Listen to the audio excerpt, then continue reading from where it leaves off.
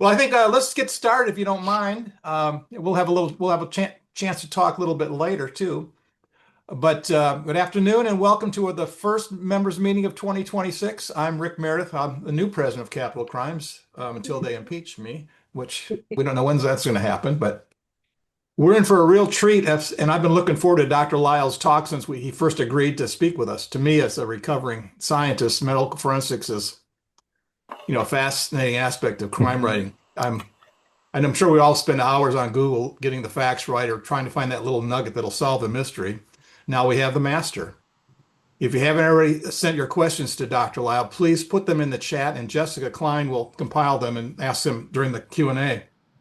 I want to thank Karen Phillips and Chris Dreith for all their coordination with Dr. Lyle. And before we begin, I'd like to talk a little bit about our upcoming schedule. On January 24th, Capital Crimes will have a table at the local author fair, a seat at the table in Elk Grove, and I'll be sitting there. So come on by and say hello if you get a chance. On Tuesday, February 16th, our Meet the Author guest will be James Latoile. His latest book in the Emily Hunter series, Illusion of Truth, is garnering much deserved critical attention, and Jim is always an entertaining and informative speaker. On the 21st, February, our monthly meeting is a sidebar with Terrence Dwyer, who will discuss legal matters of concern to writers. Last item, I mentioned this a couple days ago. We are going to be sending out an email asking volunteers to help us set up a social media committee to expand our presence and get our message out. I think Terry's going to help us with that. And if you're interested in having experience with different platforms, please contact me. And it is with great pleasure that I introduce today's guest. DP Lyle is the Amazon #1 best-selling McCavity and Benjamin Franklin award-winning author. In addition, he has been nominated for the Edgar twice, Agatha, Anthony, Seamus, Scribe, Silver Falchion, USA Today twice, Best Book Awards. He has authored 27 books, both fiction and nonfiction, and is the co-creator of Outliers Writing University. Dr. Lyle has worked with many novelists and with the writers of the TV shows Law and Order, CSI Miami, Diagnosis Murder, Monk, Judging Amy, Cold Case, House, Medium, Women's Murder Club, The Glades, and Pretty Little Liars. One last thing, Dr. Lyle has graciously offered free admission to the Outliers class as a door prize, and Karen will randomly pick a winner from today's audience, I guess 5 actually, and get you in contact with Dr. Lyle. Before we begin, though, if you guys could put your audio on mute because we're getting some background every once in a while, and we'll have you all join in here at the end when we go to the Q&A. With that, thank you, Dr. Lyle, and welcome to Capital Crimes. We're excited for your presentation. Well, thank you for having me. I always say I don't get invited very many places and never more than once. So I'm happy to be here, and hopefully we're going to have some fun today. You mentioned Jim Latoile, but what a great guy! I love that guy to death. We both have the same publisher, actually, but he's actually doing a class for us in a couple of months, and it's what writers need to know about life in prison. As you will find out if those of you who don't know him, he actually lived his whole life in prison, not as an inmate, but he was raised on prison grounds. He worked in the gardens with the prisoners. Oh, he's got a fascinating story, but he's going to talk to us about prison life. We're going to offer 5 classes to 5 different people, a class to 5 different people. And if you go to the Outliers website, it was on the scroll there. Basically, we have 2 different things that we do there. One is our membership. And the annual membership gets you 2 classes a month, every month, month after month. We've already populated most of 2026 and are starting to work on 2027. We've got great instructors and great classes. Meg Gardner and Hank Felipe Ryan and Heather Graham and Jim Rollins and Stephen James. Anyway, it goes on and on and on. But all the classes are over Zoom. They're all live. They're all interactive. But each class, each participant gets access to for the next 30 days. So you can go back and watch it again. And trust me, so many of the classes need to be watched 2 or 3 times. That way, you don't have to take notes while you're watching. You can think. You can think about your work while these people are teaching you about it. So that's that. So we'll 5 people will get that, and we'll get the names. We'll send an email out, and you can go and look at our any one of our ongoing university classes or what we call our advanced workshops, which is the thing that Jim Latois will be doing. We have multiple advanced workshops. You'll see, and choose any of those you want. We'll send you the link, invite you to join it, and again, once it's over with, you'll get access to it for 30 days. So there we go. That's about outliers and what it's all about. So let's rock and roll. Let's get into some fun. So Jessica, got some questions there? Okay, I didn't know if you were going to talk about other things first. Let's see. I've run out of things to talk about. Sorry, my mother-in-law came by. No, no, no. Okay, so let's jump into the questions. So this comes from Dover Whitecliff, and she actually just added a follow-up question in the chat as well. So she says, I read that DMSO smells like garlic or cabbage. When it's used to administer something through the skin, can you smell it? Yes, it has a very odd smell to it, and it is. Remember, it's dimethyl sulfoxide, and anytime you see something with sulf, it means it's got sulfur in it. So you can bet it's going to be fragrant, but it does smell. A lot of people say like garlic or like cabbage, cooked cabbage. It has kind of a musty smell to it. And it's absorbed through the skin. And its real thing is it will take other products through the skin with it. So if you mix another chemical with it, it will promote the absorption through the skin. Few things absorb through the skin. Our skin does a pretty good job of protecting us. Cyanide does, sodium azide does, which is a deadly poison, which interestingly is in the explosive part of your airbag on your car. But don't tell anybody. It was touted for a while to be a pain reliever, to be a cancer treatment, and all that stuff's not true. It just doesn't do that. But it does have that. Some people are allergic to it, and it can cause a skin rash and all that. But the main thing is it smells funky, and it will increase the absorption of any product that it is mixed with. And interesting, if you have it on your skin and you kind of wipe it away and go on about your business and later touch something that might not be healthy for you, its effects are still there. You have to kind of wash your skin. So it'll absorb that. It'll make you absorb whatever that is much, much more. So. And if this, so you've said it has the smell, how long does that smell linger? Well, for the individual put it on, it's not all that long because fortunately, all nerves have what we call a fatigue factor where they quit doing what they're doing. And fortunately, smell is one of the one that it is the fastest fatiguing thing, which is good. And that's why you walk into some area and yet there's a foul smell. 2 minutes later, it's not so noticeable because that nerve fatigues and it doesn't want to carry that information to your brain anymore. I think it's self-protective as much as anything else. But it's interesting that smell is our most primitive instinct. And if you think about it, what happens when you smell, just molecules in the air impact the inside of your nose and the little neural hairs in there. And the brain says, okay, I know what that is. And then it creates the smell. And it is the most visceral. It is the one that you only have to smell something once in your life and you will remember it forever. Forever.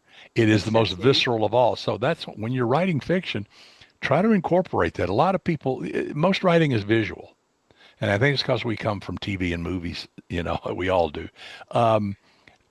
But don't, touch, sound, smell. But smell is it's the one that conjures up the most memories. You may be walking into a room and you get a whiff of perfume and what your mother used to wear. It's like, and you instantly know it. There's no guesswork involved. So, yeah.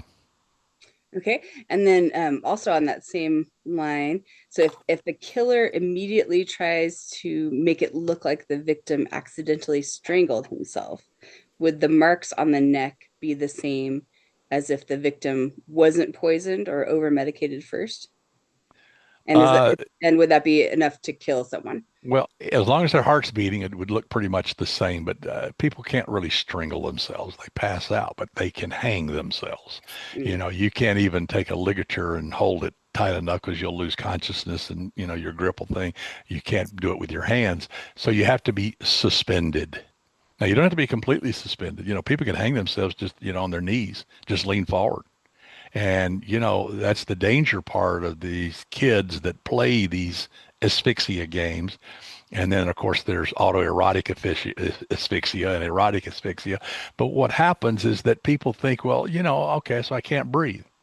When I get to where I really, really, really need a breath, I can always, stop. No, that's not what happens. It's not the holding of the breath, it's the cutting off of the blood flow through the carotid arteries. And sometimes as little as 20 seconds, you can lose consciousness. And when that happens, well, who's going to save you now? So, but I'm assuming that the questioner meant hanging themselves in some manner, suspending themselves in some manner. If the heart is still beating, it won't look any different than if they hung themselves. Somebody hung them or they hung themselves. It would look the same. If the heart stops and then they try to hang them up and make it look like that, well, remember what the blue marks and stuff around the neck or anywhere, like bruises, like getting struck, hit by something or running into a table. Those are bruises, they're actually called contusions. And what happens is the capillaries break and blood seeps out into the tissues, and that's what gives it the blue coloration. Well, if the heart's not pumping blood, that won't happen. Bottom line is you can't bruise a corpse. So at least it's very, very hard. Let's put it that way. So if the person is dead and the heart has stopped, hanging is not the way you want to fake this thing. Okay. And then is the DMSO by itself enough to kill someone? No, Or would there also have to be poison? no, you got to add a poison to it. DMSO, probably, unless you're allergic to it, it's not going to kill you. Okay. All right. Let's see. I'll go to a shorter question now with less parts. So if a wife comes out of a coma in which her husband slapped her, is she prohibited from testifying against him? Not as a Uh, medical. that's a legal question. I'm not sure I can even answer that correctly, but I can tell you what I think. I can think no. She can testify if she wants to. And remember, the prohibition against spousal testimony is basically up to the one doing the testimony. I don't have to do that, but I want to, I will. And now she's wearing a different hat because she's also a victim. And if you think about all the domestic abuse cases, of course, they may still be married, but she's going to testify against the guy. And I don't think he can stop her. I don't think the spousal uh, exclusion would happen if the person agrees. Yeah, I'm going to talk about this. I'm a victim.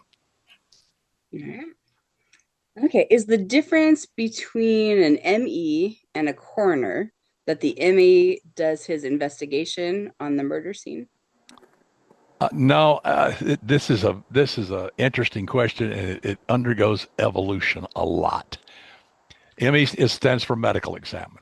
Coroner stands for coroner. Okay, at the end of the day, the coroner or medical examiner is at the apex of the medical forensic investigating team, and it is a county level position. So each county will have a coroner or a medical examiner. Well, you would think, and the way they tried to engineer it is that a coroner could just be anybody, but a medical examiner had to be a forensic pathologist. Well, it didn't work out that way. And so a medical examiner sounds so much better, but it does not mean they got medical training. If the county decides what they're going to call them. Okay, so some counties just the medical examiner is what we call it, others coroner is what we call it. But that's the person that is at the apex of this system. Okay. What are the qualifications? Well, they're not much. You have to be above a certain age, though I remember in the county in Ohio, a guy appointed his high school age daughter as coroner when he was thrown out of office. And he had the power to do that, however their system worked. So they had a 17-year-old coroner who was a high school cheerleader or whatever. So the point is that Barney Fife could be the coroner.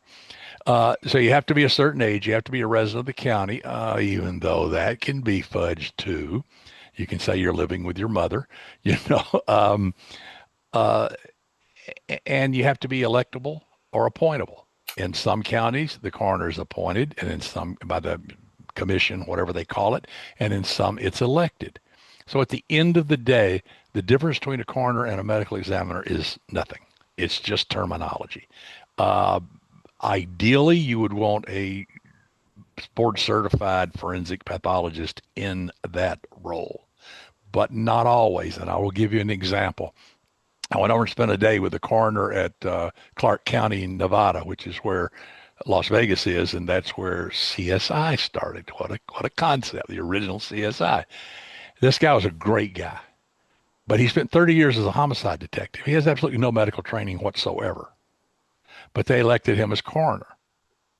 Really good guy, very smart guy. But what he did is he hired 4 deputy assistant coroners that were all board certified pathologists. So they would do all the medical work, and whether it's toxicology or whatever the autopsy, all the lab stuff, all the stuff that they do, they would put the report together and submit it to him, and then he would sign off on it. It still was his responsibility. Now, if he got subpoenaed to court, he would often say, well, I'm going to send, my toxicologist there. I want to send my forensic pathologist there, because he couldn't answer the questions as well as they could. And that's perfectly legitimate. So he was a homicide detective, but he was the coroner where CSI came from. So that'll let you know it can be anybody. Okay. Let's see. So Rick wants to know, in a rear chokehold, how long does the carotid compression take to render a victim unconscious? Like I said earlier, 20 seconds, or it could take longer. It depends on if it's forceful enough and continuous enough. That really comes down to the end of it. It usually takes longer than that because it's hard to compress both carotid arteries consistently. It's easier to do with a ligature because now you got grips on both of that, but with your hands and fingers, remember, the person's not going to stand there and let you do it. They're going to kick and scream and fight and do everything they can.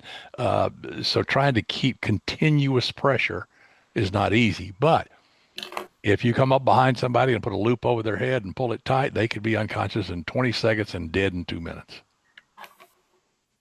Wow. Okay. Great. Okay, so what is a common mistake that a police person or a detective might make at a suspicious death scene? Well, contaminate the scene, number one. I mean, letting the perpetrator get away, number two, if there's a lot of people around, because you don't know. When they come up on a scene, what do they have to do? They enter the scene where there is a corpse. What do they have to do? First of all, protect themselves. Number one. They have to make sure that there's no one in the residence. Let's say somebody's laying on the living room floor. They got to clear the house. They got to make sure nobody's going to come up behind them, shoot them in the head, or hit them over the head with a brick or something. So they got to clear the house. Then they got to make sure that the person is alive or dead. They have to really do that. So they'll have to touch the corpse, check for a pulse. Okay, then they back away. Don't touch anything else. Then they got to control the scene. Don't let people wander in and out. Then they've got to, as best they can, herd the cats. Keep everybody there, but in best case scenarios, keep them all separate from one another. Well, if you got 20 people milling around the yard, neighborhood, because, people are curious like cats, they're going to come. That's hard to do. That's why you call for backup immediately. You get as many uniformed officers out there as you can. Okay, so all of that's done, and you don't want to contaminate the scene by people traipsing in and out, or are you doing stuff in the scene? You make sure the person's dead, you back away. If there's some evidence that's going to be rained away or blown away, you try to collect that immediately. But then you got to wait for the coroner medical examiner team. Now, it's not always the guy that's doing the thing. It's sometimes this techs will come in and they will do the work. and collect all the evidence and package up the body and send the body off to wherever they send them, probably to the morgue or to the pathologist office. Um, so he's got a lot of hats he's got to wear, and he's got to do it very quickly. And then you throw into that people are angry or scared or have agendas or trying to cast the blame on somebody else. With it can become a mess when a lot of people are around, especially in an outdoor scene. Because how can you stop people from strolling by? Right. All right, great. Okay, so Myra Jolivet asks, how realistic is it to write about poisons like monkshood being detected? Hmm. Well, I mean, it can be detected. Monkshood is an odd thing, but it's extremely poisonous. It's also called devil's helmet and wolfbane, and it's got several other terms that it goes by. Uh, all of the plant is poisonous. Every bit of it will kill you dead. So you got to be careful with it. Um, and ingestion's usually the way that it's absorbed, but it also, the toxin in there, which is called aconitine, can go through the skin. So you got to be careful how you handle monkshood. And people grow these things, they grow foxglove too, which is where digitalis comes from. That can also kill you dead. Um, but what it does is it causes it's like a glycoside, which is in the digitalis family. It's similar to that, but it can cause like chest pain and shortness of breath and nausea and numbness and tingling all over and vomiting and you can get the weak and dizzies, as we say in medicine, all that stuff. But it's the changes in the heart rhythm that are the most deadly, and so it can kill you fairly quickly under those circumstances, or it can take a while. It can, the symptoms depending upon the intake, and that's true of every poison. The dose is everything.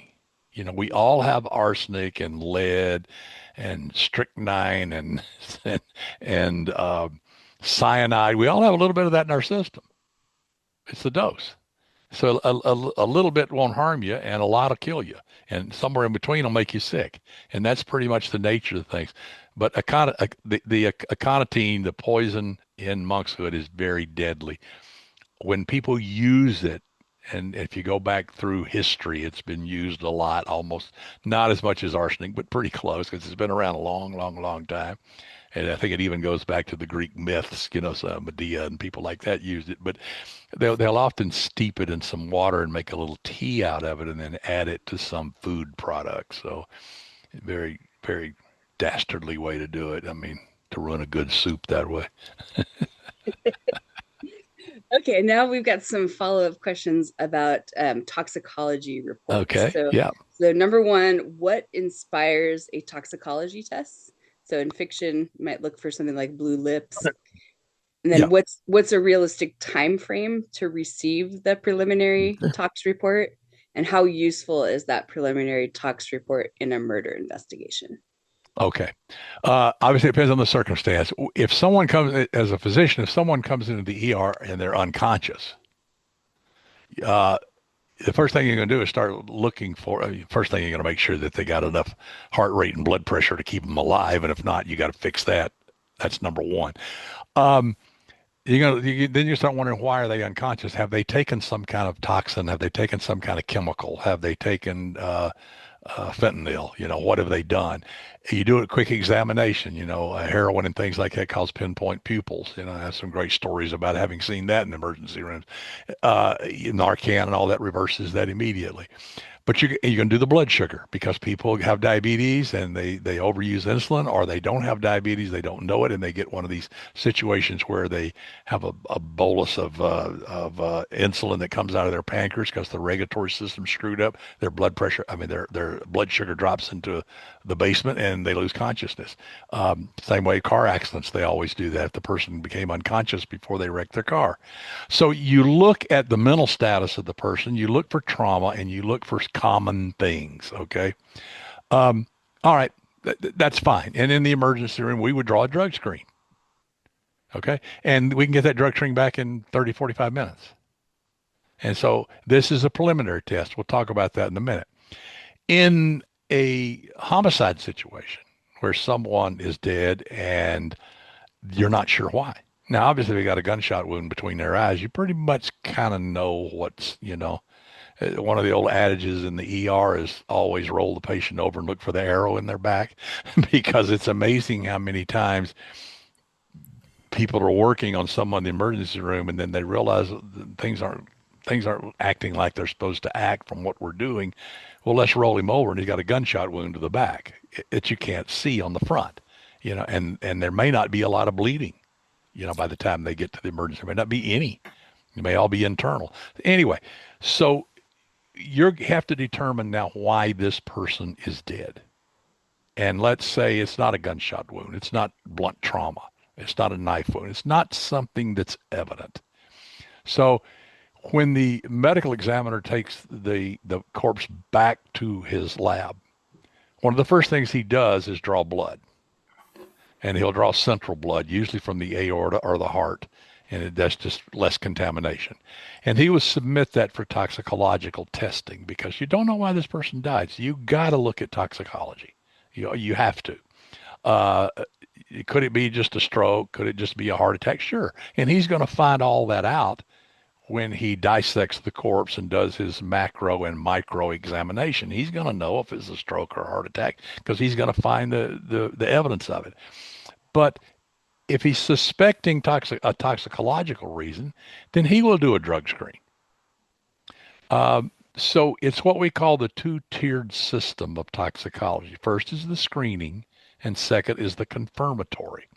The screening test is where they test for a battery of types of medications, narcotics, barbiturates,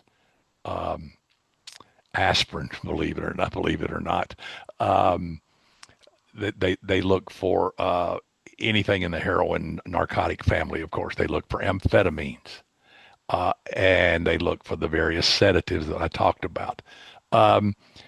And what they'll do is this will, if it comes back negative in all counts, then none of the major players in those categories are involved in this. In other words, it wasn't heroin, it wasn't methamphetamine, it wasn't fentanyl, it wasn't that.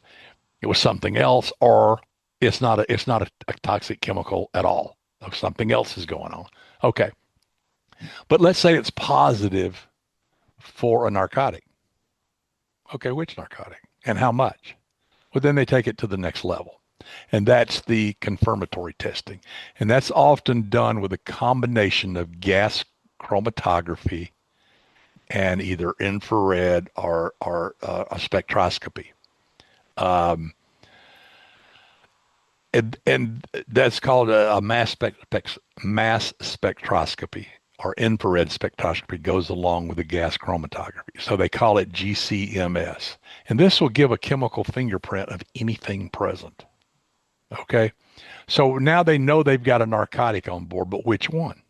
So they send it through GCMS and the next thing, and that takes a lot longer, hours to days.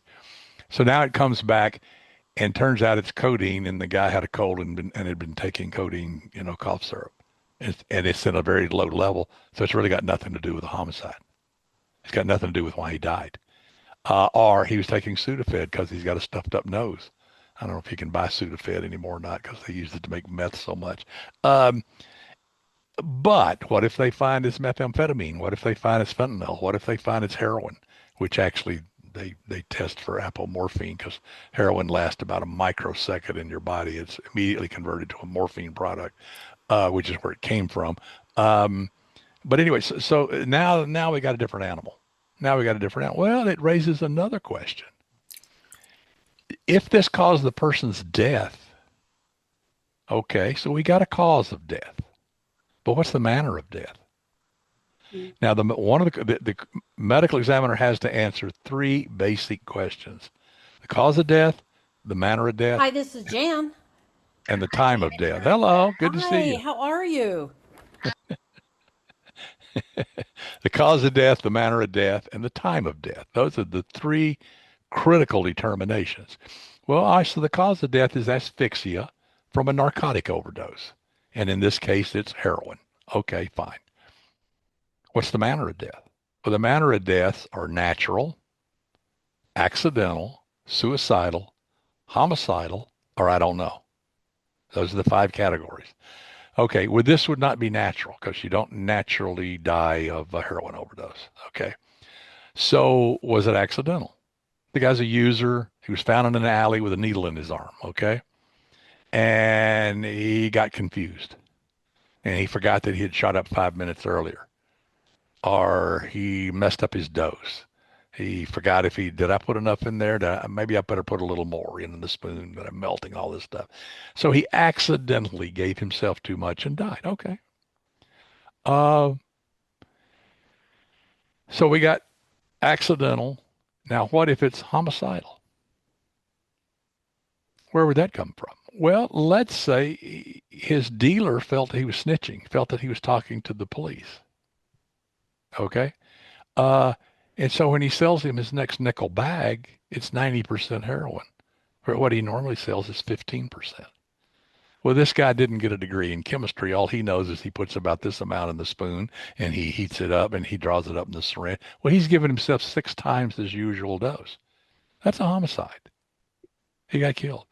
And then suicidal, I mix up everything I got left because I'm tired of this life. I'm tired of living in an alley and in a cardboard box and adios, good world. And but they look the same.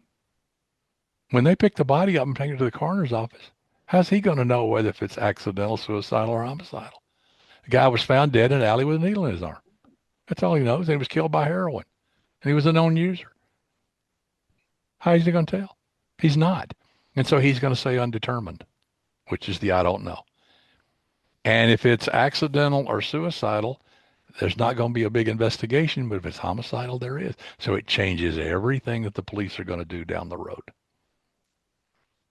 But it's the 2-tiered system that we use. One, screening, which puts you in the ballpark and lets you know if anything in that category is present. And then the confirmatory tells you what player in that category is the culprit. All right, thank you. And then what would the timeline be on getting a toxicology report back? You can get the screen in an hour. Oh, okay. It depends on the lab now, obviously. If you're in Mayberry, and Barney Fife is running the lab, it may take forever, and they may have to send it out. They may have to send it to a county or a state lab from this little town. And all of those can add a time to the timeline. But from the time it hits a real toxicology lab, a real forensic lab, and the time the person picks up the thing and says, I'm going to test this now, they can be done in half an hour, 45 minutes. Wow. And how useful is that preliminary tox report to a Very, investigation? very, because if the screen is all negative, then the police can move in another direction unless some evidence turns up of something different. Okay. That brings them back to that arena. But if something is present, then it leads them. There's a different, if you're looking for someone who was killed with monk's hood versus someone who was killed with fentanyl, 2 entirely different directions you're going to go. The first is always the wife. The second is the dealer down the street. Okay. Okay, so Kate Michelson asks, she says, first of all, thank you for this opportunity. Love to ask Dr. Lyle, what kinds of substances would a coroner or ME typically look for in the blood of someone who's been murdered? And in this particular case, if the victim was stabbed, there's no reason to initially believe they were drugged or poisoned. What would that look like? Yeah, that's true. And they may not do a toxicology thing at all under those circumstances the person is stabbed. Unless witnesses said, well, he was behaving odd. Mm. And he attacked this person. This person's claiming self-defense. He came out screaming and ranting, and I had to protect myself, which even if that wasn't true, he's probably going to say that. Okay. So one of the things you do with toxicology is not only did this poison kill somebody, but did this poison alter their behavior in a way that it led to this circumstance in which they died? The most common use of that is a breathalyzer. Mm. That's basically what you're doing. Is this person impaired enough not to be behind the wheel of a car? So when the cops see somebody weaving on the road or somebody running into a curb or somebody doing something stupid behind the wheel of a car, they can pull you over. And one of the things they can say is, "Have you had anything to drink?" And everybody's, "Oh, no, I never." Well, okay, I had two. Well, come on out here and do the finger nose thing, you know. And and the point is that that's basic toxicology that you're talking about there. And you can't fool a breathalyzer. There's no point in trying. You can hyperventilate and you can try. No, it doesn't work that way. All right. Andrea Slavin wants to know, what are some common medical things that writers are get incorrect in their books and their writing? Well, there's a lot. It's, one of them is I call the instant death. You know, you trust me, if you spend as much time in emergency rooms as I have over my 57 years in medicine, one thing you learn is you can't kill somebody with a gun, especially if they're drunk. You can shoot them full of holes, but they ain't gonna die. They're still gonna scream and yell and spit and bleed all over you and everything else. You cannot kill a drunk. It just you can't. They're bulletproof. Uh, how many times have you seen, accident on the highway? You know, the family of four is dead. The drunk is standing over there saying, "I don't know what happened." You know, you can't kill a drunk. So, but how many times have you seen, well, daily in movies where they shoot the guy and he drops dead? No, it doesn't happen that way. Doesn't happen that way. Think about it. In order to shut down your computer instantly, your brain has to die, your heart has to stop. That's it. Other or your spinal cord gets severed. So it's basically the head, the upper part of the spinal cord, or your heart. A shot to there can kill you instantly, like right here, right now. You know, roll the credits, fade to black. But elsewhere, what do you got to do? You got to bleed. You got to bleed to death. That takes time, depending upon what's hit. You get your femoral artery shot, you're going to be dead in 10 minutes. You get your carotid shot, you're going to be unconscious in 1, and you're going to be dead in about 5 minutes. But you get shot in the belly, you may wander around for days with a bullet in your gut, you know. So location, location, location, just like real estate. It depends on where. So we see the instant death all the time. And then we see the pretty death. People dead are not pretty. Maybe they were 5 minutes ago, but they're not pretty now. They're waxy and pale and sometimes blue and sometimes yellowish and it's not pretty. The one punch knockout. You're not Mike Tyson. You know, you're a greetings card writer who happens to sleuth on the side. You're not going to knock somebody unconscious with one punch. And if you do, they're going to wake up almost instantly unless something really, really, really bad is wrong. I mean, how many of you ever watched a boxing match? The guy gets knocked out 2 minutes later. Oh, he caught me with a lucky punch, man. I had him where I wanted him, you know. You know, it's hard to knock somebody out. But how many times have you seen the old thing? They hit the guy in the jaw and they put him in the trunk of a car and they drive for 3 hours out in the desert somewhere and then they throw water on his face and wake him up. Total BS. That ain't going to happen. Because if he's out for 3 hours, you ain't going to wake him up with water. You might wake him up by burning holes in his skull and releasing the blood clot, but you're not going to wake him up with a glass of water. Um, so basic, if you get knocked unconscious, if you're out for more than just 2, 3, 4, 5 minutes, something bad's probably going on. Those are the things I see the most. Um, and you know, they don't make sense. All right. Okay. Okay, and just wanted to give a note. We've got so many great questions in the chat. I will Good. try my best to get to as many as I can. Um, looking at Whatever it some that, takes. yeah, looking at some that apply most broadly first. Okay, so Carla Bradley says, I'm working on a story that will involve poison. And I'm wondering if you could touch on some fast acting poisons versus slow poisons with the Mhm. least chance of detection by the subject, the police, and the medical professionals, including the ME. Yeah, we talked about the poisons earlier. One of the best ways to kind of avoid it being detected is to avoid something that's in the tox screen, something that's not in the amphetamine, benzodiazepine, narcotic arena. So, and there are the choices. Fentanyl actually, for many years, was very much harder to detect. It didn't crop up on the screens. And the famous Kristen Rossum case, Rossum, look it up. Fascinating case. It was called the American Beauty murder. And she put rose petals all over Greg, her husband's bed, and then overdosed him with fentanyl patches. They were called Duragesic back then, and you could, because it's absorbed through the skin. And as soon as the police came in, they says a guy would not spread rose petals around his bed if he's getting ready to commit suicide. That's just not a guy thing. This doesn't smell right to me. Anyway, she worked in the coroner's department down in San Diego in the toxicology lab and thought she could get away with it because she would have control of it. But the coroner wisely said, well, there's a conflict of interest here. We're going to farm this out somewhere else. But they didn't really know how to test for fentanyl then. They finally figured it out, and then they did it. Way, way, way, way, way back, the Carl Coppolino case, which is what made F. Lee Bailey famous. And he used succinylcholine, which is a paralytic drug, to kill his wife in, I think up in New Jersey, I think is where it was. And then he moved to Florida, and oh, lo and behold, it happened to his wife again. And there was no test for succinylcholine. It gets broken down very quickly into a couple of byproducts. And so there was no test to find it. Finally, they figured it out. It took years to figure out, well, you got to test for the byproducts, and then they figured out ways of doing that. So finally, they found a way to find succinylcholine. So there are a lot of drugs out there that aren't straightforward as how to find them and how to test for them. But one way is to avoid the basic stuff. This, unfortunately, is the stuff, if you're a killer, it's the stuff that's easy to come by. The second thing is don't go to the pharmacy.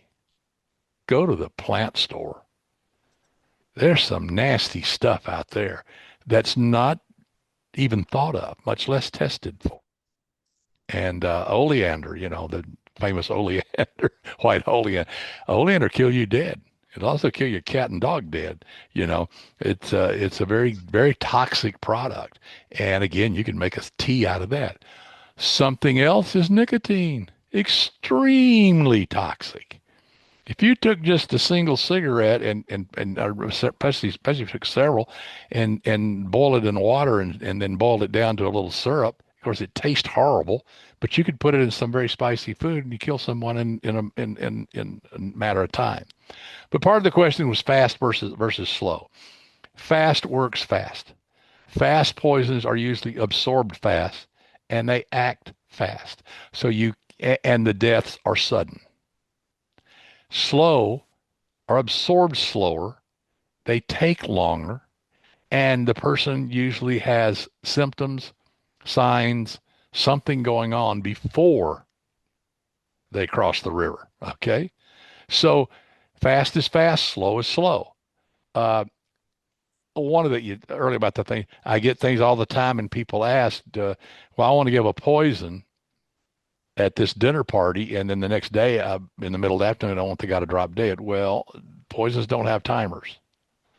If you're going to give him cyanide, you probably ought to leave the party in a couple of minutes because chances are 10, 15 minutes later, something dramatic is going to happen and he's going to die. Okay. But mushrooms, actinic mushrooms, what's called death cap mushrooms, not the psilocybin kind, but the bad kind, the death caps, they don't really have a lot of symptoms. This just put it in food, and this happens all the time. People are into foraging, and that's fine if you know what you're doing. But boy, you get one of these babies in among your chanterelles or whatever, and they're going to be writing your obituary. It's absorbed and goes into the bloodstream and into the body and into the liver particularly. And it causes absolutely no symptoms for about 48 hours.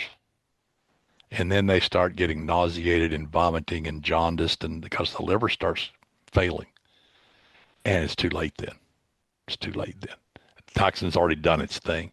If it had symptoms in the first few hours, then you could go in, pump the stomach, flush out the bloodstream, and probably mitigate the damage.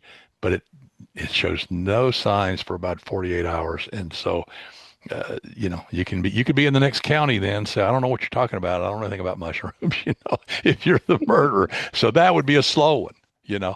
Digitalis is the same way from the Fox Club, and everybody's got digitalis laying around the house because granddad needs it. And so you take a handful of those pills, crush them up, and get them in somebody's food. They may take 24 to 48 hours to kill you too. Mm. So there are ways. Um, the mushrooms wouldn't be in a tox screen. Digitalis, they do often test for, at least in a medical tox screen, maybe not in a toxicological forensic one. Um, so that there are ways around it. But remember, fast works fast, slow works slow. Great. Okay, and so kind of a on the same note, so in like a Munchausen's by proxy Hmm. situation, what kind of plant poison could be administered over the course of weeks or months that could incapacitate and cause confusion, things like that first, and then eventually death? Yeah, pretty much everything we've talked about, and pretty Okay. much anything. Okay. I mean, you think about it, you could have some Xanax or Valium around, and you could just scrape off little pieces of that and feed it to the child every day, and they would get goofy. It accumulates after a while. Arsenic, of course, is notorious for this.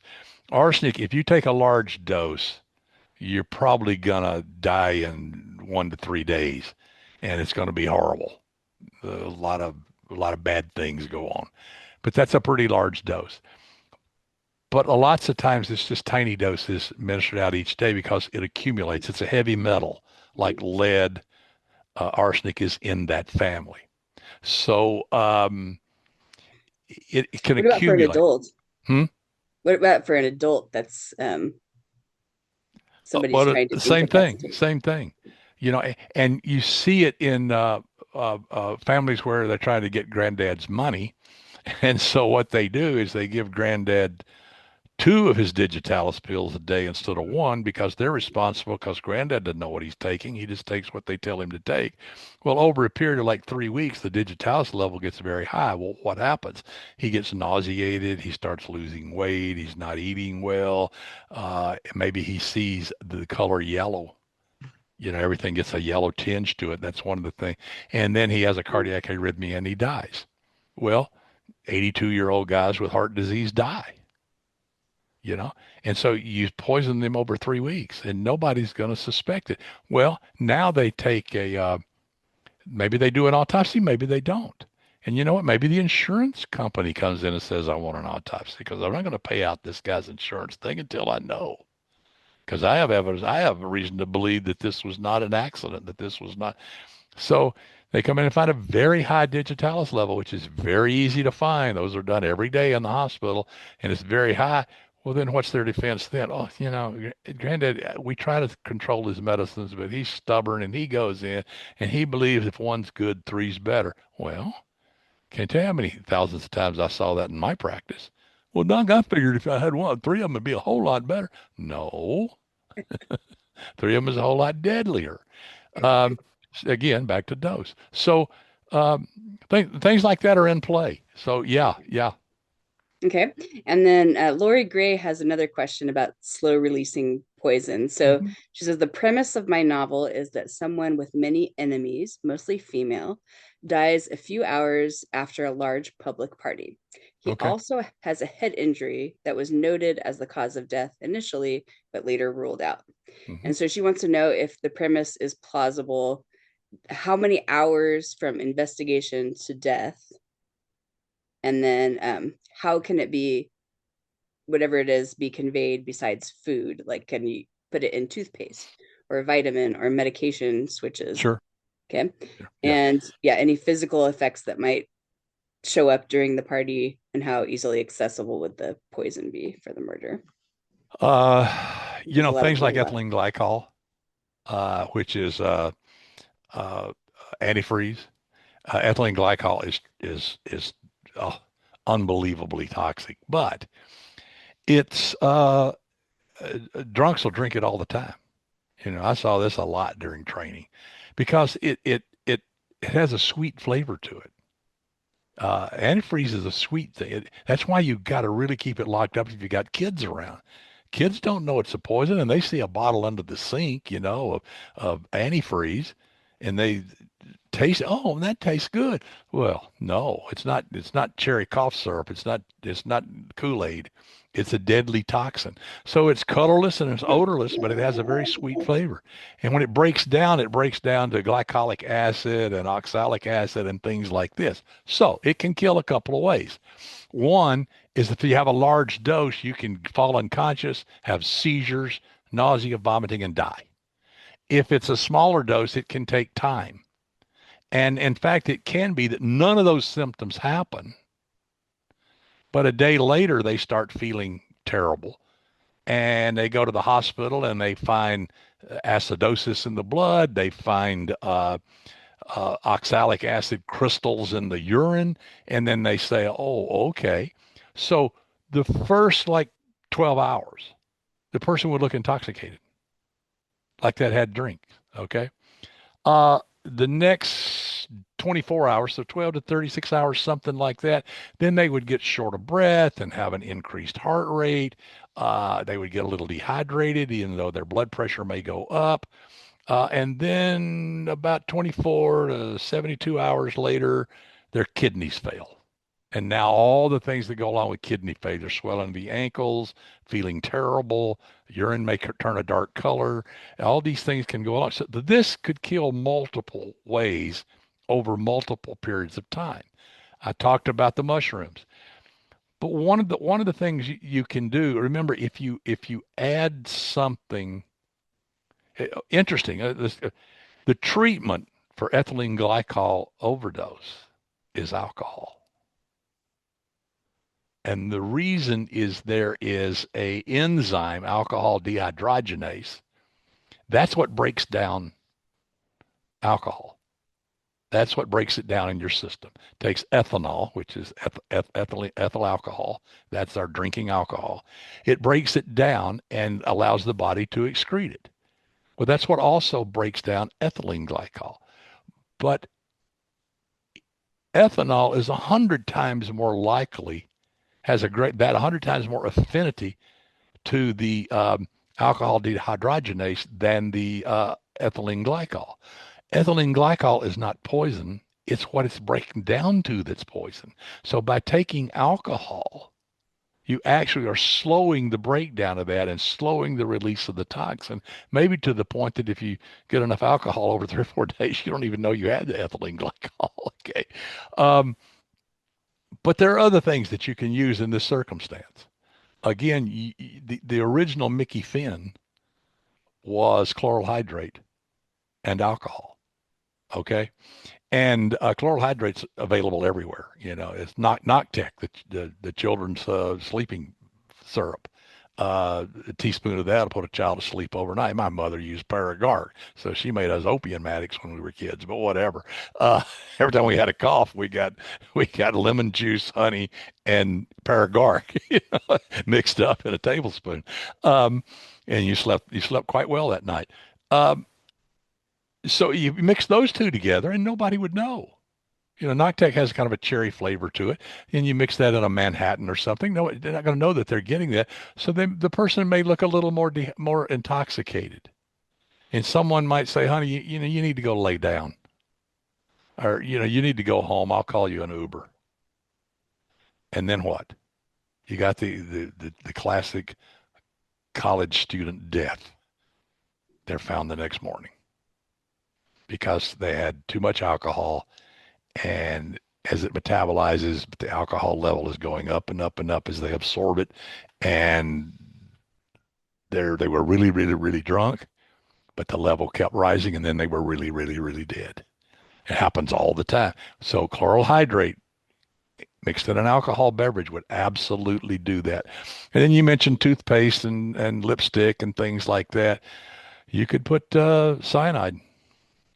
It comes in a white powder as potassium or sodium cyanide. Just be careful when you handle it. And you can buy it online. So there's that, because it's used in metal plating and jewelry making. So it's out there. You go to your chemical supply house down the street, you can buy it, or you can order it online. And it only takes a tiny, tiny, tiny amount. So you could put that in somebody's toothpaste, you know. Um, Dave Barry tells the story that he and Ridley Pearson is a great thriller writer, and they were in like Sun Valley or something, standing in line at a coffee shop.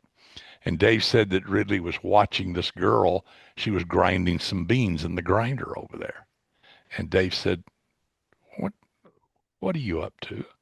He said, "Do you know if you put cyanide on those blades that are grinding the coffee, and then they ground the coffee through that," he said, "only those at the bottom of the bag would really have cyanide on them, and the others, so it might be 3 weeks before the person died." That's how crime writers think. Very good. Okay, let's see.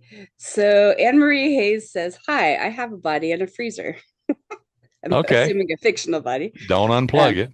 the person died of natural causes. Hmm. Is there a way to thaw the body that can't be detected? And will an autopsy then confirm natural causes? Nope. The answer's no. Because when the body freezes, remember, we're about 85% water, and the water turns to crystals, and the crystals crack the cells. So you thaw out the body, and the medical examiner is going to take him like a microsecond to say this body was frozen. Not only that, it's probably still going to be frozen on the inside because it takes days a fully frozen body takes days. But once he did a microscopic exam, he'd say, no, these tissues have been frozen. All right. And the band wants to know, do coroners that you know of ever conclude that they cannot name a single cause of death? For example, they might be beaten and also drowned. Yep, yep. That can happen. So you have to come up with like relative contribution, you know. So I'll give you a classic example. Someone everybody knows, Kurt Cobain. Kurt Cobain was found, Courtney was out of town. She was in Los Angeles. But Kurt was found, they had a little garage apartment above their garage up in the Seattle area. And he was found laying on his back with a shotgun on his chest and had put it up against his chin and pulled the trigger. And so the death was suicide. Okay. Couple of problems. The shotgun was upside down, so the trigger guard was toward the ceiling. And people said, well, that's odd. No, it's not. That's the way you would do it. If the trigger guard was down toward the body, how you going to get your hand in there to pull the trigger? Turn it upside down. It's going to shoot the same, and then you can put your thumb on it. You have the gun here, put your thumb on it and pull the trigger. That's not it. But here's the problem. The spent shell in a shotgun, the exit port, because it was an automatic, which means to eject the shell seats the next one. It was to the right. The shell was found to the left. And somebody said, well, it bounced off something. Bounced off what? He's laying in the middle of the floor in this little apartment thing upstairs. But the controversy came in that he had a ton of heroin or apomorphine, like I said, in his system. And pathologists went to war over this. Some of them said the levels were so high that he couldn't have operated a gun effectively. He was almost comatose. And the other side said, sure, it was high, but he's been doing this for years. He is a chronic addict. He uses heroin daily. The fact that he has a lot, he can handle it. It's like a guy that drinks a lot. He can handle it better than someone that's their first rodeo. So that argument, there's still people arguing about it today. Was it a suicide or a homicide? And there are arguments on both sides. So was he intoxicated so much that he could not have pulled the trigger? Or was he intoxicated, but not so much that he couldn't do what he wanted to do? How's the coroner going to tell you which one is the death? Did he die of the heroin overdose and then someone shot him almost immediately? Was he, basically in a coma? Or did he pull the trigger knowingly, So that's not exactly two different causes of death, but it's close. But sometimes you just don't know, and you have to decide relative contribution. So in the case of something like that, is it ruled inconclusive or is it No, they ruled it was a suicide. okay? Yeah, the official report was a suicide. Okay. All right. Next up, we've got Mary Lou Gallio. She wants to know where would be the best place for a killer to insert a needle so it would be at least likely to be detected in an autopsy. So, Ear, hmm? ear hole, Ear. ear Okay. canal, And she had or up. asked, is the hairline good or in the back of the neck? No, Oh, yeah, you're not talking about like a sewing needle or something like that. You're talking about to inject it with someone, inject I it in think someone. so. Yeah, between the toes, in the folds of the groin, armpit, between the fingers, the hairline in the scalp would be fine. But one of the things that if the medical examiner determines that this was an overdose of something and it was an injectable something, he's going to look long and hard if there's any question about did this person do it themselves? And then it raises the question, could they have done it themselves? Uh, could he get in a position to inject this at this point? Well, most places on the body you could, but not every place on the body. All right. And then we've got a couple of questions about Botox and Hmm. botulism. So, Yep, can hypersensitivity to Botox prove fatal? And another person asked if can you get botulism from Botox if it's not handled correctly? absolutely, on both counts. Um, Again, dose. Dose is everything. And there have been people who have had trouble with Botox injections. Maybe they were a little overzealous and the person got sick and became where their eyes crossed and their tongue got thick and they couldn't breathe well. And they end up going to the hospital and then they have to let the botulinum toxin wear off. Uh, they use tiny little bitty amounts so that it just kind of paralyzes the nerves locally rather than systemically. But if you inject enough of it, absolutely you will quit breathing and you will die. End of story. It's a very dangerous toxin. Yep. Okay, great. And let's see. Donna asks, how long does it take to die from fentanyl? And is all the Oh, physical evidence the same post-mortem? I'm not well, exactly sure what she's asking there. again, dose, but it can happen very quickly. If it's absorbed quickly, it depends on how you take it. Do you inject it? Do you smoke it? Do you swallow it? Do you ingest it through your skin? Do you inhale the aerosol of it? It depends on the route. Now, intravenous and inhalation are almost identical. That gets in the bloodstream instantly. And so inhaling something is just about like injecting it. And that's why they now, the Narcan that they use is now an aerosol they'll shoot down people's throats because it'll absorb faster than trying to find some place to inject it, and they can do it much quicker. Um, but fentanyl is extremely, extremely toxic. It takes only a small amount, and it's 300 times more powerful than morphine. Um, it can be a minute after you're exposed to it that you can start developing shortness of breath, and a minute later be unable to breathe and die. It is that treacherous. You see cops when they go out and they pull somebody over and they find drugs in the car, they put on gloves and handle it very carefully. Once they suspect fentanyl, they really, really, really ramp up the caution. Um, and cops have been exposed to it and they've started getting short of breath. There was a very famous case where the guy basically managed to limp his car a block and a half to a police station and pull in, but then he passed out. And fortunately, two of his cohorts were coming out of the cop shop at that time into the back parking lot and saw him slumped over the steering wheel and roused him enough for him to utter fentanyl. And they immediately gave him Narcan and saved him. He was minutes away from being dead just from being exposed during an arrest. So it can happen very quickly. And where does one acquire fentanyl? Like where would a killer get that from? Would they source it from like street drugs or like Yep. a hospital? Okay. Street drugs. Like I said, there are pain medications. They're fentanyl pain medications that you can get with prescriptions, so they can get it from their physician. Uh, Personally, in my entire career, they sent me what we used to call triplicates. Where you could write narcotics. If you have a certain level of DEA license, which we all did as MDs.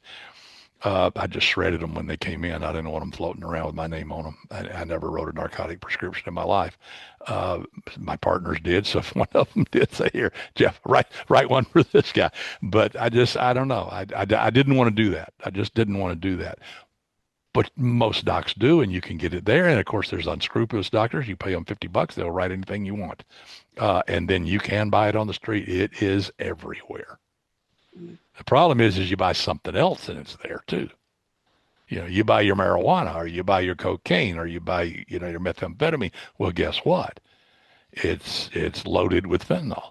And which never made sense to me. It doesn't seem like a good business model to kill your clients, but whatever.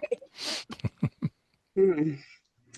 All right. So a couple of people have asked questions about historical forensics. So hmm knowing that we're focused on current forensics, but do you have any recommendations on books or other resources for understanding forensics, like in the 1900s or Sure. before? When I wrote Forensics for Dummies, they didn't want any historical. Mm. They wanted it now, and that's fine. So I later wrote How Done It Forensics. I don't know if you're familiar with that series, the How Done It series. There, Writer's Digest did those, and there used to be 12 of them in the series. And in all honesty, they all sucked except one. The one on toxins, the one on poisons was great. Sarita Stevens wrote it, but the rest of them pretty much sucked. They were sophomoric, silly, stupid, not very good. So they realized that, and so they decided they wanted to reinvent the series. So they went to Sarita to do the toxin. They went to Lee Laughlin to do the police procedural, and they came to me to write the one on forensics. So if you every crime writer should have all three of those books, because you can look all these poison questions are in there. Sarita has them divided up in time of action, duration of action, mode of entry, and she has tables in the back, and then the page numbers, you go look it up and read about it. And it's very well done. But that book, that How Done It book, is about 180,000 words, Well, and it has all the historical stuff about forensic science. And in fact, the first time that fingerprints were used in a courtroom was actually in Pudd'nhead Wilson by Mark Twain. It wasn't real. So he antedated about 15 years before it actually really entered the courtroom and before it was realized to be a useful forensic tool. So fiction writers know stuff too, but it covers how toxicology developed, what were the steps, how fingerprinting went through all the things. Remember, all the things they had to prove is, number one, that you had a way of getting to someone's fingerprint and storing it and then analyzing it and then comparing it. Oh, and by the way, do people's fingerprints change as they get older? You got to prove that. And the guy did it. He took his fingerprints every year for 50 years, and they didn't change. And so all these things, and that's all in that book. So if you want to know about historical forensics, I want to say one other thing. You talked about Google and all that and looking up stuff. Uh, the problem with Google is you're going to buy 9 things before you get to where you you find what you want, and you're not ever going to find what you want anyway. It's so convoluted and so loaded with stuff. Go to AI. Do not listen to me. Do not let AI write a word for you. Don't do it. It's terrible. But for research, unbelievable. I use Perplexity because they actually show you the references and stuff and gives you other options, but any of them will work. Go in and type in what you want, and in 2 seconds, you'll have a dissertation on it. It'll give you something. Now you can go back and research the various parts of that. And you can use Google for that, but why not just use the AI for it? It basically is just going out and collecting all the information that's out there and putting it in a simple form. Uh, You have to be careful. You have to double check it sometimes. But I'm gonna give you a real quick example. I was asked to write a short story for this anthology that's coming out in a couple of months called Rough Country. And Revis Wortham asked me to do it. And it's to support the U.S. Marshals Survivors Service. So it's really a cool thing. So we all contributed short stories. Only thing required, it had to be a crime fiction. It had to be set in Texas anytime. So I decided I want to write a story in 1955 in West Texas, somewhere between Dallas and Abilene, out there in the desert where the oil pumps are now. And I want to set in 1955. And I, think James M. Cain, roadside cafe, service station, that kind of thing. So that was my vision for it. So I started writing it. It's about a 13-year-old girl, and she gets involved in something there and whatnot. And I'm thinking, okay, this guy comes up and she's pumping gas out there and talking to him about something, and there's a bus comes and stops, and I'm thinking, what highway are they on? 1955 in Texas. So I went to AI and I went to Chat GPT and I said, what were the major Texas highways between Dallas and Abilene in 1955? 82 and 84. Okay. 82 is a nice number. I'll go with that. Okay. And I said, oh, where were the Greyhound stations in West Texas in 1955? I don't even know if Greyhound existed. I thought they did, but you never know. Sure, they showed me a map. Here, here, here, here. Perfect. There's one in Dallas. There's one in Abilene. Perfect. I can have a Greyhound bus come through there. What did AI? What did then I went to Google and said, show me pictures of old Greyhound buses and silver and blue and all that. I got that. Well, then I wrote the story and all that. Now I'm doing the rewrite and I'm thinking, what was the road like? So I went to AI and I said, what were the road surfaces on Highway 82 in West Texas between Abilene and Dallas in 1955? And in a microsecond, the answer came back. Near the cities, they would have been paved, but in between, they would have been oiled gravel. And I knew what oiled gravel was. Hell, I grew up in the South. I know exactly what oiled gravel is. I know what it looks like. I know what it sounds like. I know what it smells like. Bang. Something that changed the whole story. Because now I added an odor to it. We talked about that earlier. That's the use of AI. That's the use of AI. And I highly recommend it, but not for writing. Okay, so I've got a couple more questions I've got a couple questions about baked goods. Ah, Um, there's a scenario where the person is amoxicillin is added to the frosting on a cake as the murder and used as a murder weapon mm-hmm, for someone with a known allergy. Is mm-hmm. that plausible? And if so, what would that death look like? Yes, it would get absolutely plausible if someone has a severe penicillin allergy. Ingesting it that way, it might take, an hour or two for it to kick in. But if they had a deadly reaction, it's called anaphylaxis. And what this is when the immune system of the body goes to war with itself. But the antigen is the penicillin molecule, and it creates antibodies so rapidly. And the antibodies, this antigen antibody complex, calls out white cells that are called mast cells. And they immediately start running around the bloodstream and go haywire and start releasing bradykinins and histamines and all kinds of things. End of the day, all that chemistry means is that your tissues become porous, so your lungs start filling up with water. You start getting what we call bullae, which are big water-filled blisters all over the skin. Your lungs tighten up and you can't breathe, like a severe asthma attack.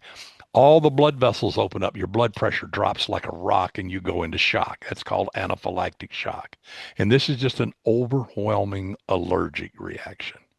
Now, you could do the same thing with peanuts. You could do the same thing with bee venom. People who are deathly allergic to any of these things, uh, and whatever they're allergic to. Now, obviously, when the police investigating this and say, well, how did that get in there? Um, they're going to start looking who made the cake, who had access to the cake, that kind of thing. But yeah, absolutely, it will work. It will work. Okay. And can belladonna berries be used in baked goods? I don't know. I think you can. I think you can cook them and they're okay, but uh, and I think most of the toxin from there comes from the leaves and the roots in belladonna, deadly nightshade. I think so. Again, if you get Sarita's poison book, you can look that up, or that's something you can Google, or that's something ask AI. Bang, they'll answer it to you in a heartbeat. Okay. And in the case of a death by blunt force trauma to the Hmm. head, Yep. how much can you realistically determine about the weapon just from an examination of the wound? Well, wounds have shapes. So the difference between a frying pan and a baseball bat, I think, is would be obvious. But the difference between a baseball bat and an iron rod or a 2x4 may not be as readily available. You just know it was an oblong object of some strength, um, uh, some tensile strength that it didn't fracture. Um, but let's say that it was a 2x4, and let's say a splinter got caught in the scalp. Yeah, you know, uh, then you can tell what kind of wood it was. Maybe even, any treatment that it had might narrow down your search. That's what detectives do. This is wood that was treated with termite stuff. It was treated with fire retardant stuff. Well, this came from a lumber yard, who sells that around here.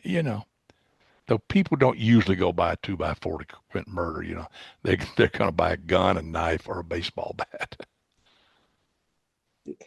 So the shape of the wound can tell you, and there are certain things. Let's say you have something, say it's a chain, it can leave a link pattern.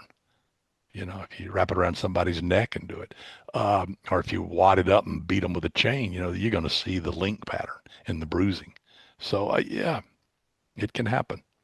Bumper of a car would look different than a frying pan too. All right. Genevieve would like to know she's got a victim that was locked in a sauna and dies of hyperthermia.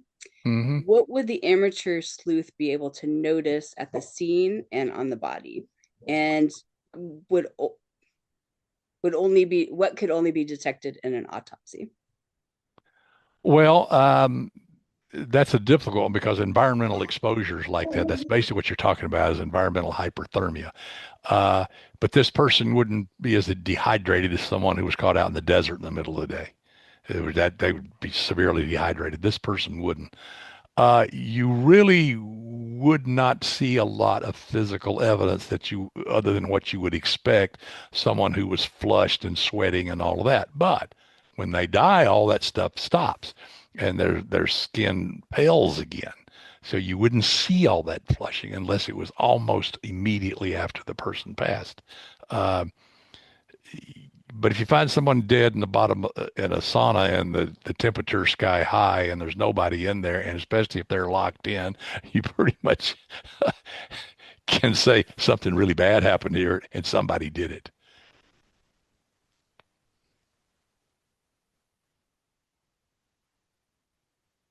I can't hear you.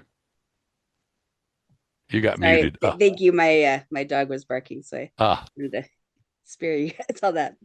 Donna Del Oro wants to know how difficult is it to convince the police to require an autopsy when it appears that the person, especially an older person, died from natural causes?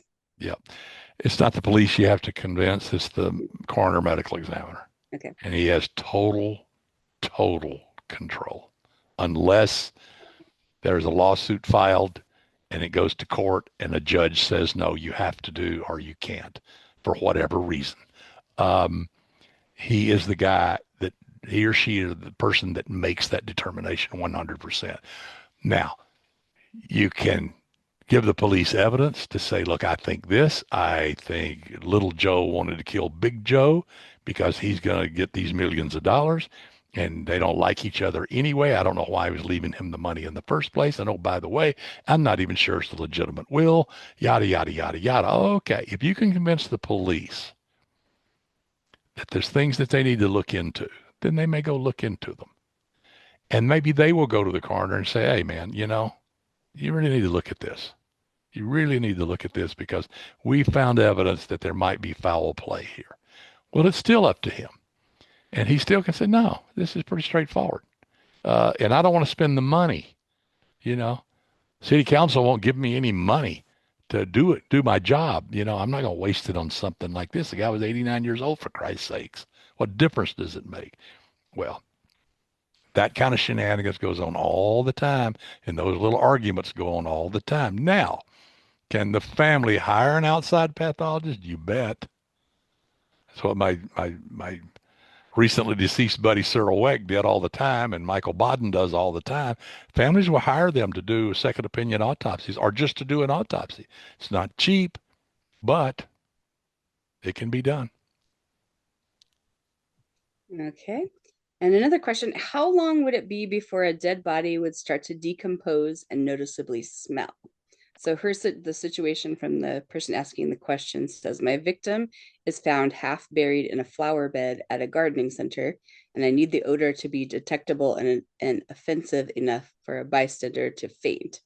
The time of year is spring in the Adirondack Mountains of New York, and she wants her sleuth to be able to determine approximately when and how he was killed.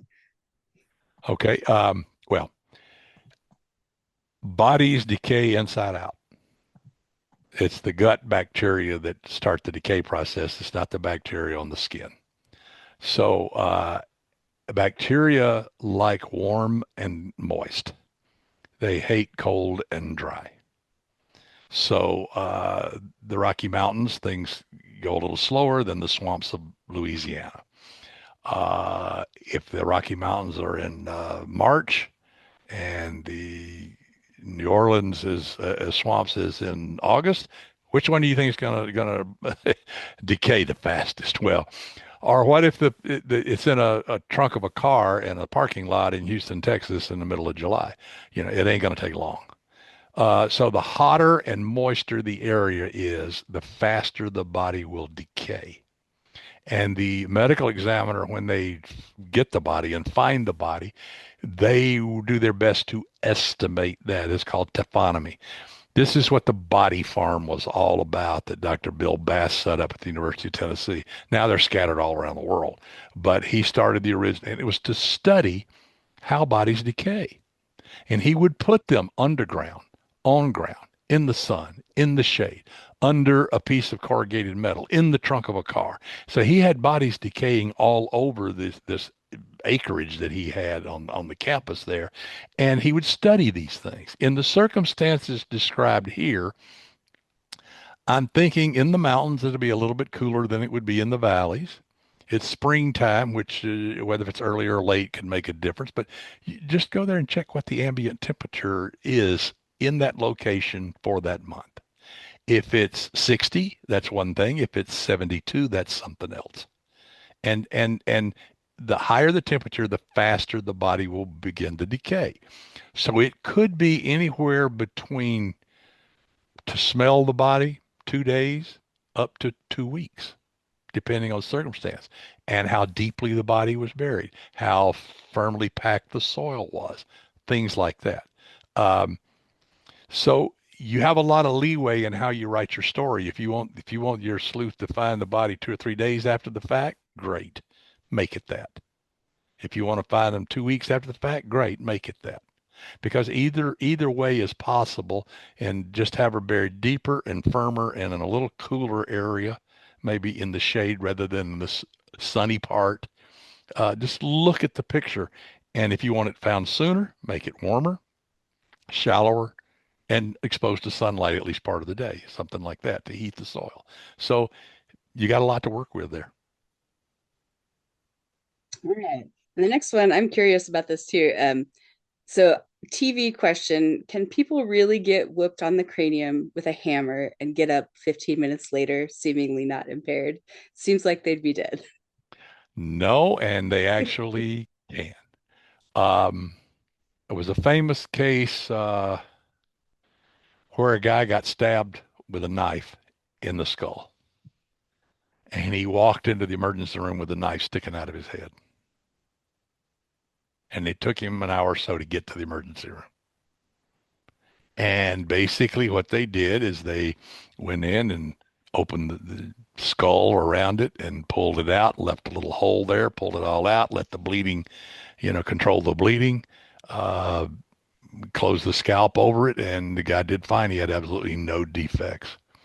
Remember, we don't use much of our brain anyway, so yeah. But it could just as easily have hit the Broca speech area. It could just easily hit the area that controls your little finger of your left hand and all those things. If those areas are damaged, those areas won't work.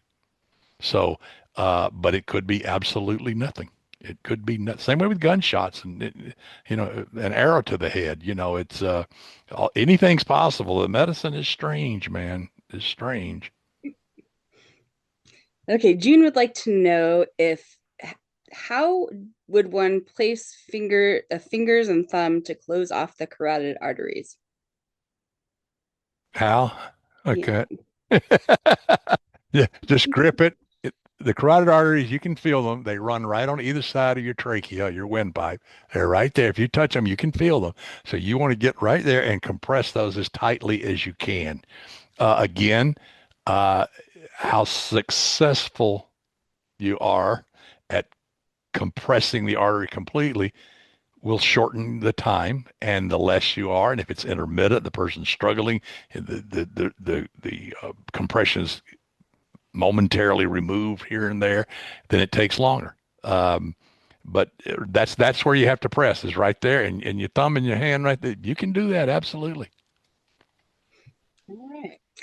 Al Griffin would like to know what advances or changes have been made in the last decade concerning blood splatter evidence and also gunshot residue Uh, evidence. in the last decade or so, gunshot residue is still pretty much the same. It's done with infrared chromatography and all that, but they're looking for barium and the antimony and the other elements that are in gunshot residue. When you're fired a weapon, these chemicals are blown out. Um, and then they look at the pattern where it is, where it came from, where it went. I wasn't anywhere near it. Well, how come it's all over your arm and shoulder, and your hand, because when they swab the areas, different areas to see, especially if they think they've got the perpetrator. Um, so it's still done pretty much the same way as it was as far as gunshot residue. Blood spatter, they're again relying more and more on computer generated models of things. And if you go back to the old days, they would just look at it and they would look at the pattern of the blood where it hit the wall or the sofa or the floor or wherever, uh, the fineness of it, how much the drip pattern was, the angle that it hit, where, if it hits, the tail goes away from the spot. If blood's thrown out, you can do this by taking a paintbrush and slinging it, and the paint, it hits and the tail is forward. So you can tell the direction that it came. Well, they can also measure that thing and determine the angle. And then from the angle, they can work back. This is, believe it or not, calculus. You can, one of my freshman classes, you can take it back. But now computer models can actually recreate all of this.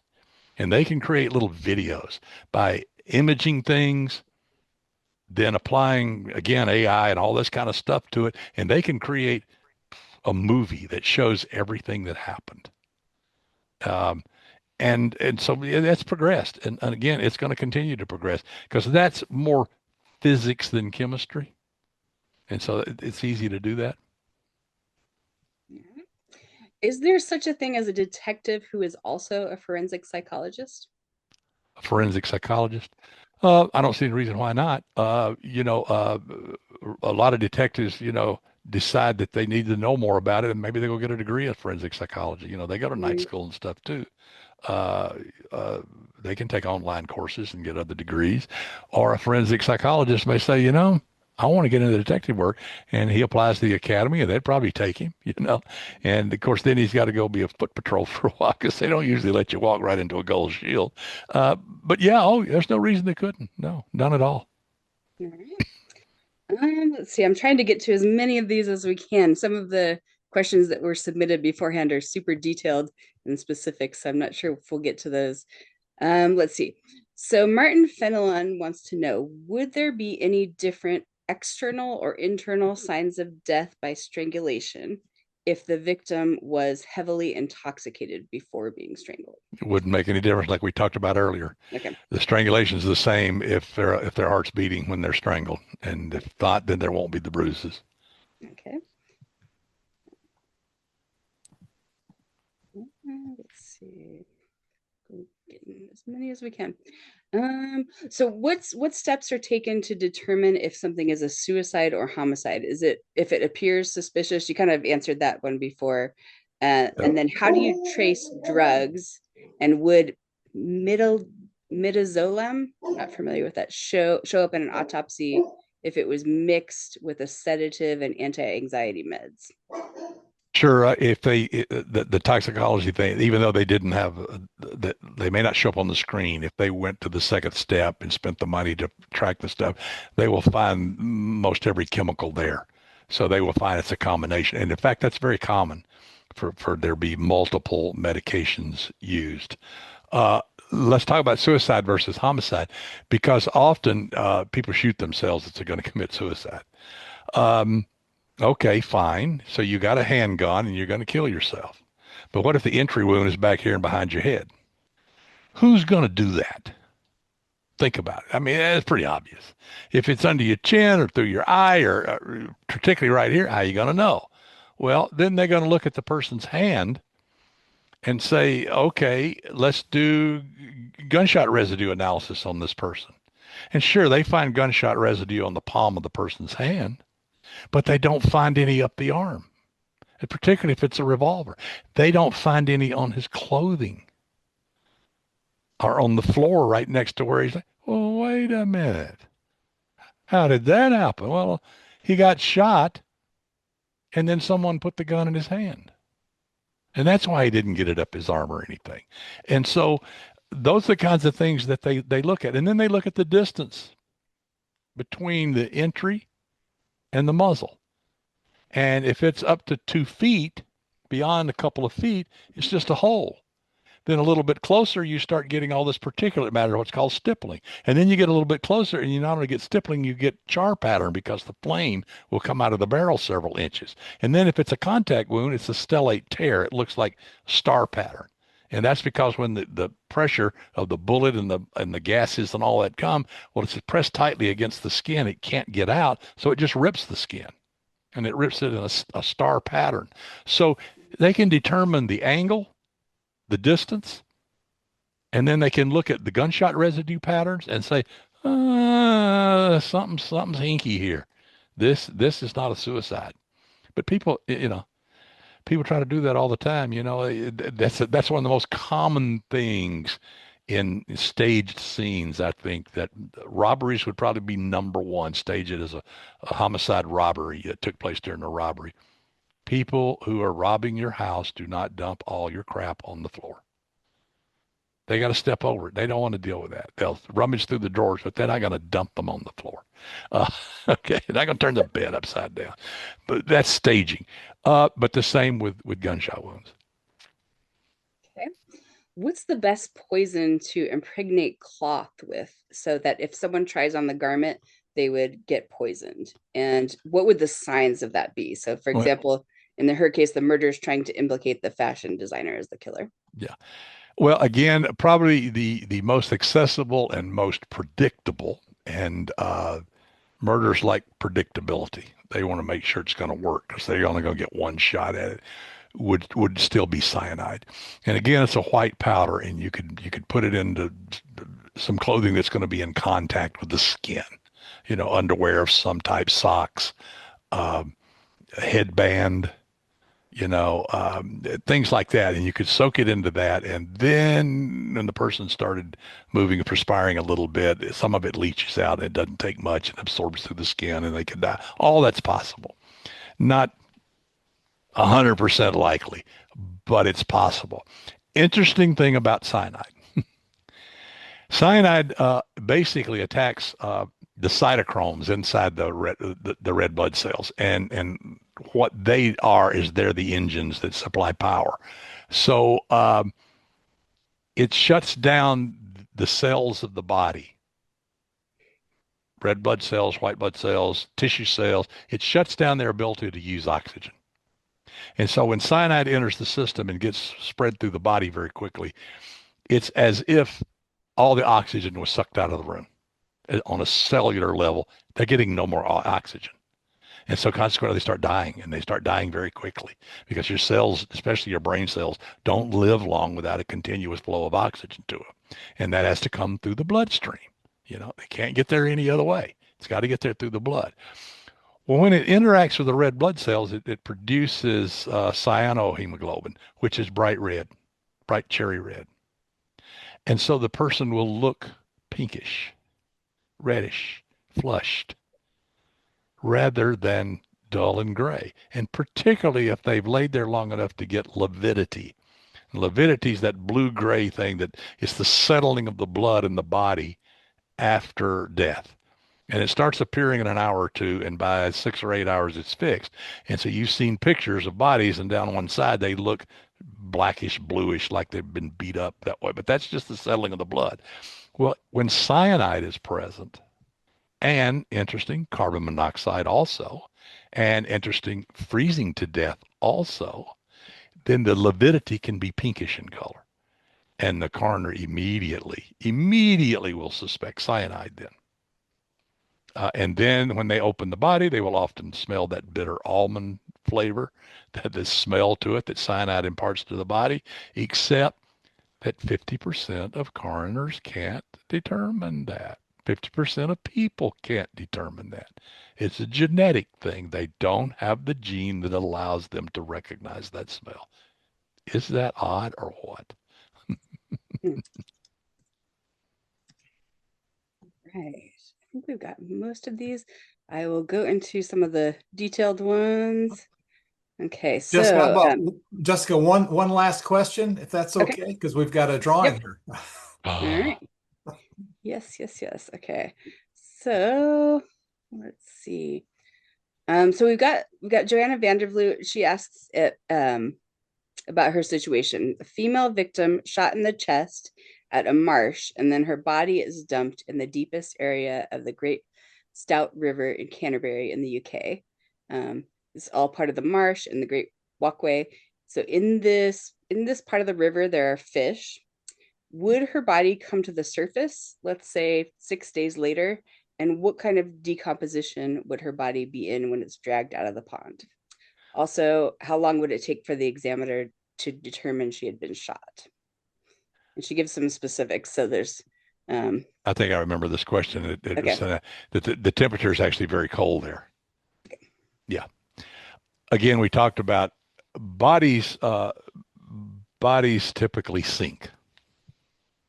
Not always, air pockets can collect in the clothing, or they can collect on a twig or a stone or something, but bodies tend to sink once they're in the water. And then they rise again once the decomposition, the decomposing is to the point that it's created enough gas to make the body buoyant. Now, this gas collects again. I said the decay starts on the inside. Well, all those cells, all those bacteria in the intestines, as they eat up tissues and they're anaerobic, they don't need oxygen. They don't care, and so it creates gases. And when the gases fill up the chest cavity, the abdominal cavity, that's when the body will float. It's usually bloated in appearance, and they call them floaters. Duh, what a concept. But it takes time to do that. This 6 days might be pushing it a little. Is it possible? Yes. Is it likely? It's probably going to be 3 times that long, but who knows? They could have a couple of warm days, anything that accelerates. If you remember, Scott Peterson threw Lacey in the San Francisco Bay and weighted her down and said they'll never find her. Well, sorry, Scott, Mother Nature does not like your ass, because 3.5 months later, she and Connor washed ashore. Connor was a coffin birth, which means the gases inside her got to the point that the pressure pushed the baby out. Yeah, terrible stuff. and they were both found on shore not far apart. Oh, and guess what? About 400 yards from where Scott said he had parked his boat to go fishing that day. So the point is it was 3.5 months in the San Francisco Bay for her body to float. Now, she had been weighted down. That slowed the process down some.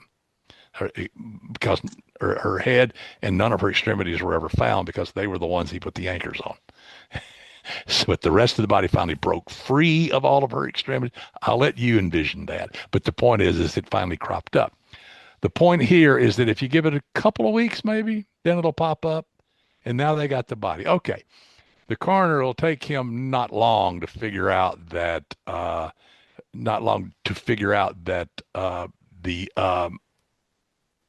that she was shot. I mean, if she was shot in the chest, it probably has a hole in her chest, even though it's swollen, and she may have a bullet retained inside. She may have, bone chips that may have hit a bone and stayed in there. So he'd probably figure out pretty quickly that she had been shot. So the body would be bloated. It would be filled with gas. It would be discolored, bluish, blackish, grayish. And they would probably be signs of fish predation, where they had eaten parts, nibbled parts. Depends on the type of fish and how many. The piranhas, of course, would have destroyed the whole thing. But your typical fish, they eat what's available. So they would think about the whale carcass, and the great white sharks show up, and they feed for weeks till it finally sinks. And this would be the same thing on a smaller scale. Pleasant, huh? Yeah. Wow. Aren't you glad you asked? That was excellent. Oh, Dr. Lyle, that was just, I hope you've been seeing the comments on the side. People have just been thrilled with your presentation. It's just been wonderful. Well, good. And now we have the coup de grace here. We get to find out who gets the free classes at the Outlier University. So Karen, you want to go ahead and make the announcement? Okay, so can I get a drum roll? Does Yep. anybody play the drums, or does everybody play guitar? Paradiddles. Okay, and if everybody wants to unmute themselves, that's great too. So the first person, there's 5 people again, and these names were all drawn by a random number generator. The first person is Jacqueline. And Jacqueline, you can unmute if you're muted. She Yeah. was here. She says, yeah, in the chat. Oh, good. Okay, good. Okay, the next person is Randy Bixby. Yes, I'm here. Great. All right. And the next person is June Gillum. Ooh. I'm here. Yay. Yay. Congratulations.